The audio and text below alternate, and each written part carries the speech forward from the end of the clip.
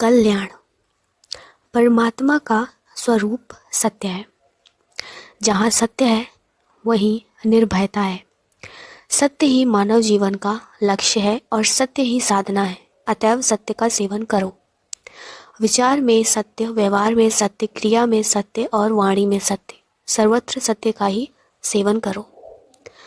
यह मत सोचो कि सत्य के सेवन से हानि होगी। सत्य कभी हानिकारक हो ही नहीं सकता। असत्य में सनी हुई बुद्धि तुम्हें धोखे से यह समझाना चाहती है कि सत्य से हानि होगी। सत्य का आचरण करो, उससे बुद्धि भी शुद्ध हो जाएगी। सत्य वही सुंदर है जो सबके लिए कल्याणकारी है, और सत्य वस्तुतः कल्याण का विरोधी होता ही नहीं। जिस सत्य में अकल्याण छिपा रहता है वह सत्य ही नहीं है। जिसके मन में सत्य है उसके मन में भगवान का प्रत्यक्ष होता है। जिसकी वाणी में सत्य है उसकी वाणी देवी वाणी के समान सत्य होती है। जिसके व्यवहार में सत्य है उसका व्यवहार सबको सत्य की ओर ले जाने वाला होता है। सत्य का ध्यान करने से, सत्य का संकल्प करने से, सत्य का मनन करने से, सत्य की खोज करने से, सत्य का प्रयोग करने से, सत्य वचन बोलने से और सत्य का महत्व बार बार विचारने से सत्य में श्रद्धा होती है।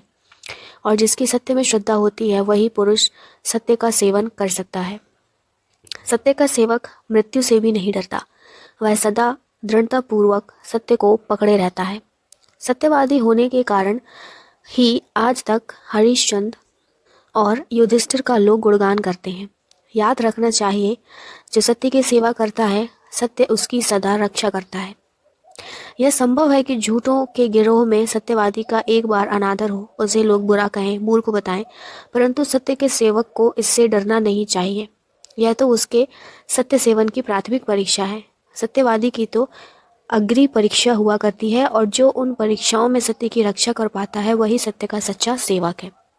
दीन, दुखी, रोगी, असहाय, विपत्तिग्रस्त, अभाव में पड़े हुए और असमर्थ प्राणियों पर दया करो। निरंतर इस दया की वृत्ति को बढ़ाते रहो। यह विचार करो कि यदि हम इस अवस्था में होते तो किस प्रकार सहायता की बाट देखते। ऐसे ही ये भी देखते होंगे। जैसे अपना संकट टालने के लिए पहले से ही सचेत रहते हो, वैसे ही दूसरों के दुखों को टालने की चेष्टा करो। जो मनुष्य दीन दुखियों के साथ सच्ची सहानुभूति रखता है और उनको विपत्ति से बचाने की चेष्टा करता है, विपत्ति काल में उसको भी दूसरे प्राणियों से सहज ही सहानुभूति और सहायता मिलती है। दया और सेवा का भाव अत्यंत दृढ़ हो जाने पर तथा इच्छा शक्ति में दया और सेवा का पूरा योग हो जाने पर यहाँ तक हो सकता है कि तुम जिस पर दया करना चाहोगे तथा जिसकी सेवा करना चाहोगे उस पर भगवान की दया होगी और उसकी आवश्यक सेवा किसी न किसी साधन से अपने आप हो जाएगी। तुम्हारी इच्छा मात्र उसका दुख नाश करने के लिए काफ़ी होगी। फिर तुम्हारे संकल्प से ही जगत के प्राणियों का दुख दूर हो सकेगा। तुम अपने स्थान पर बैठे जिस प्राणी के लिए एक बार मन में ऐसा भाव कर लोगे कि उसकी विपत्ति टल जाए, तुम्हारी सच्ची इच्छा शक्ति के प्रभाव से भगवान उसकी विपत्ति को टाल देंगे। जब तुम्हारे संकल्प मात्र से दूसरों के दुख टल जाएंगे तब तुम दुख रहित हो जाओगे। इसमें तो कहना ही क्या है। दीन दुखियों की सेवा करने वाले तो बहुत लोग हैं, परंतु उनमें ऐसी शक्ति नहीं है। इसका प्रधान कारण यही है कि उनमें से अधिकांश लोग ऐसे हैं जो दीन दुखियों के विपत्ति नाश का ही शुद्ध मनोरथ नहीं करते। उनके मन में दीन दुखियों के दुख नाश की आड़ में किसी अपने व्यक्तिगत लाभ की वासना छिपी रहती है, और नहीं तो मान बढ़ाई की कामना तो प्रायः रहती ही है। इसी से उनका संकल्प शुद्ध नहीं होता और इसी से उनकी इच्छा शक्ति में दया और सेवा का पूर्ण प्रादुर्भाव नहीं होता। शिव। इस सीरीज का जो पहला टॉपिक है वो है प्रेम का तत्व रहस्य। यह ब्रह्मलीन परम श्रद्धेय श्री जय दयाल जी गोविंदका का वृंदावन में दिया हुआ प्राचीन प्रवचन है। परमात्मा या मुक्ति की प्राप्ति के लिए जितने साधन बतलाए गए हैं उनको आदर देना ही साध्य को आदर देना है। परमात्मा की प्राप्ति के उपाय श्रद्धा और प्रेम पूर्वक भगवान के नाम का जप, उनके स्वरूप का ध्यान, इनको मुक्ति तथा भगवान से भी बढ़कर समझना चाहिए। यह भगवान का ही आदर है। यह भाव रखना चाहिए कि अपना नित्य निरंतर भगवान से संबंध बना रहे, उनकी स्मृति भी हर समय बनी रहे। भगवान चाहे ना मिले, भगवान में हमारा परम प्रेम होना चाहिए, विशुद्ध प्रेम होना चाहिए, अनन्य प्रेम होना चाहिए। भगवान में हमारी परम श्रद्धा होनी चाहिए, क्योंकि भगवान से बढ़कर यदि कोई चीज़ है तो वह है उनमें श्रद्धा और प्रेम। श्रद्धा तथा प्रेम होने से ही भगवान की निरंतर स्मृति बनी रह सकती है। इसीलिए गीता में कही तो यह बात कह दी कि हमारा नित्य निरंतर स्मरण बना रहना चाहिए, यह सबसे बढ़कर है। और कहीं प्रेम की बात कह दी तो इससे यह समझना चाहिए कि जहाँ नित्य निरंतर संबंध होगा वहीं प्रेम है, और जहाँ प्रेम है वहीं नित्य निरंतर स्मरण है। इसीलिए एक को कह दिया तो दोनों को ही कह दिया। अनन्य चेताः सततं यो माम स्मरति नित्यशः तस्याहं सुलभः पार्थ नित्ययुक्तस्य योगिना। भगवान कहते हैं कि जो पुरुष अनन्य चित्त हुआ नित्य निरंतर मेरा स्मरण करता है, उस नित्य निरंतर स्मरण करने वाले योगी के लिए मैं सुलभ हूँ, सहज ही मैं प्राप्त हो सकता हूँ। इसी प्रकार से प्रेम की बात कही। भगवान कहते हैं कि मैं प्रेम से मिलता हूँ, और शिवजी भी श्री रामचरितमानस में देवताओं से कहते हैं, हरि व्यापक सर्वत्र समाना, प्रेम ते प्रकट हो ही मैं जाना। हरि सब जगह समान भाव से व्यापक हैं, वे प्रेम से मिलते हैं। प्रेम एक उच्च कोटि का भाव है और क्रिया की अपेक्षा भाव प्रधान है।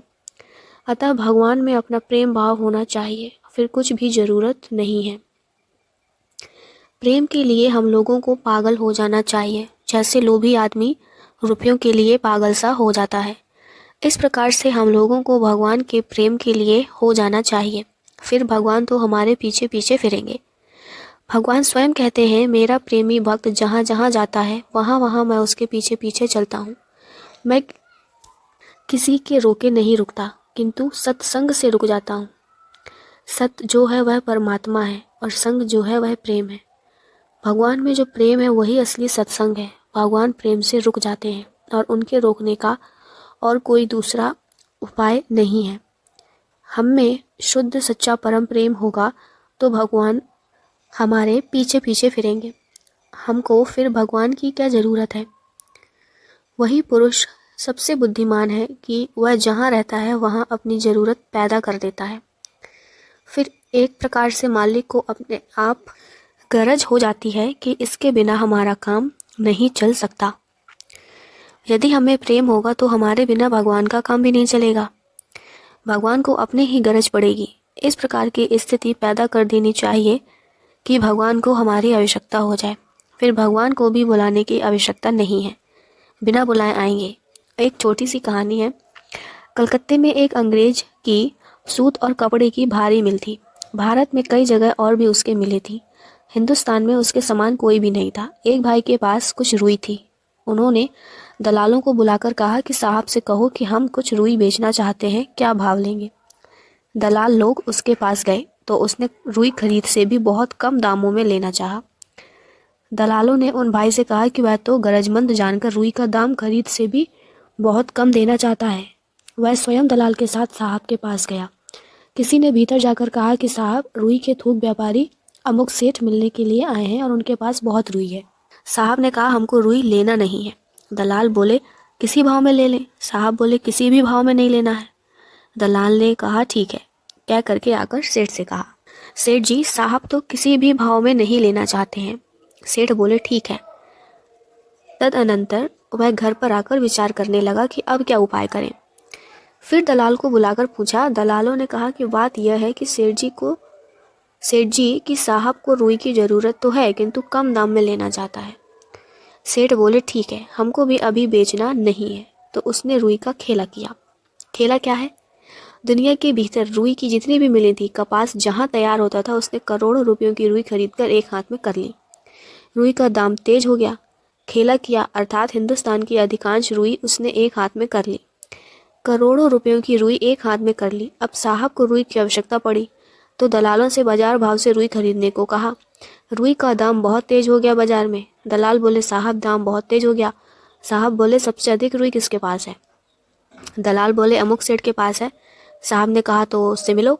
उस सेठ से मिलने के लिए दलाल लोग गए और बोले, साहब रुई खरीदना चाहता है। सेठ बोले, रुई हमको बेचना नहीं है। दलाल बोले, भाव तो बताओ। सेठ बोला, भाव तो तब बतलावें जब बेचना हो, हमको तो रुई बेचना ही नहीं है। दलाल बोले, क्या करोगे? सेठ बोले हमारी जो मर्जी होगी करेंगे। दलालों ने साहब से जाकर कह दिया कि साहब वह तो रुई बेचता ही नहीं। साहब बोले नहीं बेचेगा तो क्या करेगा, उसे बोलो हम ठीक दाम देंगे। फिर दलाल लोग आए और सेठ से बोले कि साहब दाम अधिक देंगे। सेठ बोले हमको बेचना ही नहीं है, जाकर कह दो। दलाल साहब के पास जाकर बोले साहब वह तो किसी भाव में बेचता ही नहीं है। साहब बोले मुलाकात तो कराओ, उसको बुलाकर लाओ। वे जाकर बोले सेठ जी साहब बुलाते हैं।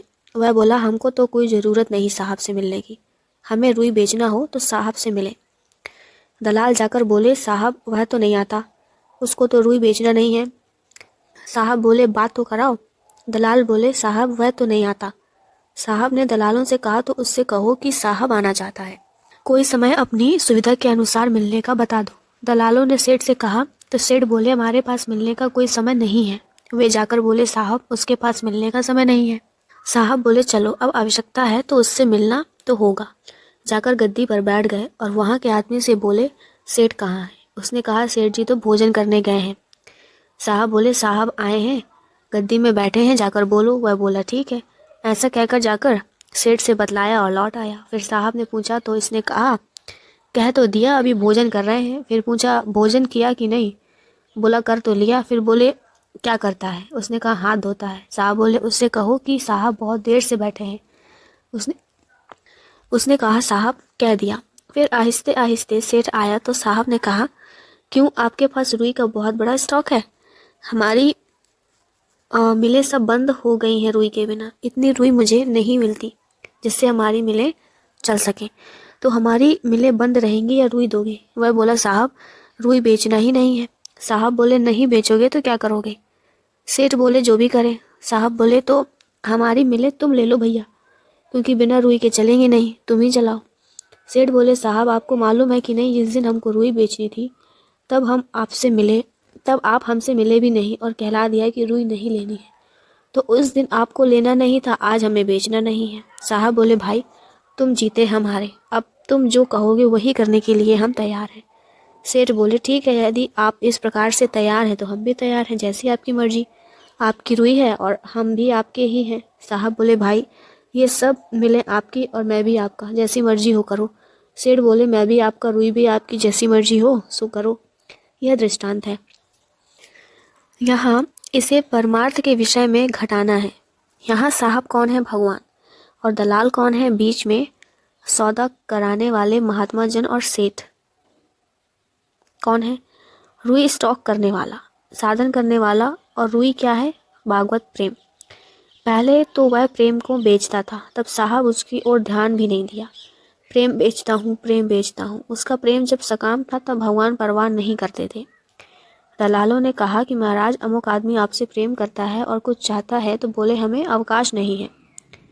हम देखते भी हैं धनी आदमियों के यहाँ मांगते जाते हैं और धनी लोग बोलते तक नहीं। ऐसे ही आदमी कहते हैं सेठ से मिलना है, लेने के वास्ते बेचारे जाते हैं, कहते हैं मतलब क्या है, वे बोलते हैं मिलना है सेठ से। मिलने पर रुपयों का सवाल कर देता है तो सेठ रूह भी नहीं जोड़ता है। संसार में धनी आदमी स्वार्थी आदमियों से मिलना नहीं चाहता। इसी प्रकार सकाम प्रेमी से भगवान मिलना नहीं चाहते। उसने सोचा कि प्रेम इकट्ठा करो, प्रेम की तो उनको गरज है ही।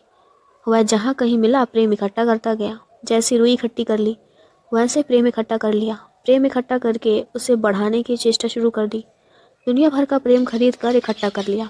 प्रेम इकट्ठा करना क्या है, कोई भी आदमी भगवान की भक्ति करे, उसकी सेवा करे, इस प्रकार वह खरीद लेता है। जैसे रुई इकट्ठी हो गई वैसे ही विशुद्ध प्रेम और अनन्य प्रेम इकट्ठा हो गया। प्रेम इकट्ठा हो गया। भगवान को प्रेम की आवश्यकता थी, बिना प्रेम उनका काम चले नहीं, मिले सब बंद हो जाए उनकी। तब दलालों को भेजा कि उस आदमी से मिलना चाहता हूँ। दलालों ने कहा साहब याद करते हैं, वे कहते हैं करने दो, हमको तो रुई बेचनी नहीं है, यानी प्रेम बेचना नहीं है। हमको प्रेम बेचना हो तो साहब के पास चले, हमको तो उनकी गरज नहीं। भगवान कहते हैं अच्छा अब हम आते हैं, प्रेमी से तो मिलना ही है। भगवान आते हैं मिलने के लिए, तब कहते हैं कि समय तो बताओ। वह कहते हैं हमारे पास समय नहीं है। तो भगवान आकर द्वार पर बैठते हैं और कहते हैं कि मिलना चाहते हैं। फिर जब मुलाकात होती है तब वे कहते हैं वरदान मांगो। वे कहते हैं मुझको कुछ लेना नहीं है। वे बोलते हैं जो तुम्हारी इच्छा हो मांग लो। वे कहते हैं इच्छा है ही नहीं हमारी। वे बोलते हैं हम तो भैया तुम्हारे प्रेम में बिक कर तुम्हारे हो गए, तुमको चलाना हो तो चलाओ। तब ठीक है, हमारी जो रूई मतलब प्रेम है, हम हैं, सब आपकी है, मर्जी हो सो करो, जो कुछ भी है आपका ही है, हम भी आपके हैं। किंतु आपको मालूम है ना, एक समय आपको बुलाने के लिए दलालों को भेजा और बहुत चेष्टा किया कराया, अच्छे अच्छे पुरुषों से, साधुओं से, महात्माओं से, पर आप कभी दर्शन देने नहीं आए। आपके वहाँ जाने के लिए तैयार हुआ, तब भी आप मिलना नहीं चाहते थे ना, तो उसका यह प्रतिकार है। हम आपके अंत को समझ गए कि भाई, जब आपको रुई बेचने की ज़रूरत है, अर्थात प्रेम बेचने की ज़रूरत है, तब तो भगवान खरीदते नहीं। जब ज़रूरत होगी प्रेम खरीदने की, तब भगवान को प्रेम इस दुनिया में मिलेगा नहीं, तब दौड़ दौड़ कर आप ही आवेंगे। भगवान को वश में करने का उपाय है विशुद्ध प्रेम। जिस प्रेम में कामना रहती है, वास्तव में वह प्रेम ही नहीं है। तो भगवान से ऐसा विशुद्ध प्रेम करें कि भगवान को बाध्य होकर आना पड़े। एक छोटी सी घटना आपको बताई जाती है। पंढरपुर की ओर एक पुंडरीक नाम का व्यक्ति माता पिता का भक्त था। पहले तो वह भक्त नहीं था, किंतु एक माता पिता के भक्त को देखा तो उसमें वह भक्ति आ गई। वह खूब माता पिता की भक्ति करता था। एक दिन भगवान आए और बोले, पुंडरीक। वह बोला, कौन है? वे बोले, भगवान। उसने कहा, कैसे आए? वे बोले, मैं तुमसे मिलने के लिए आया हूँ। पुंडरीक ने कहा, महाराज, मुझको तो इस समय अवकाश नहीं है बात करने का। आप आए हैं तो बैठिए। एक ईंट पड़ी थी, उसे आसन के लिए दे दिया और कहा, इस पर बैठिए। भगवान बोले, मैं तुमसे मिलने के लिए आया हूँ और तुम्हें हमसे मिलने का अवकाश भी नहीं है। उसने कहा, महाराज, इस समय अवकाश नहीं है, मैं अपने माता पिता की सेवा कर रहा हूँ। आप क्यों आए? भगवान बोले, तू माता पिता का भक्त है, इसीलिए तुझे दर्शन देने के लिए आया हूँ। पुंडरीक ने कहा, माता पिता की सेवा का इतना प्रभाव है कि बिना बुलाए आपको आना पड़ा। भगवान बोले, माता पिता की सेवा का तो ऐसा ही प्रभाव है। आगे की कहानी अगले वीडियो में। धन्यवाद।